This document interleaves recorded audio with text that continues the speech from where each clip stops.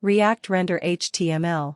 React's goal is in many ways to render HTML in a web page. React renders HTML to the web page by using a function called createRoute and its method render. The createRoute function. The createRoute function takes one argument, an HTML element. The purpose of the function is to define the HTML element where a React component should be displayed. Please subscribe my YouTube channel and press bell icon for further notifications. Thanks. The render method. The render method is then called to define the React component that should be rendered. But render where?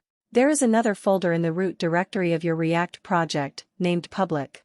In this folder, there is an index.html file. You'll notice a single div in the body of this file. This is where our React application will be rendered. Example. Display a paragraph inside an element with the ID of root. Code. The result is displayed in the div ID equals root element.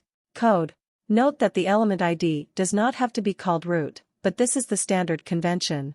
The HTML code.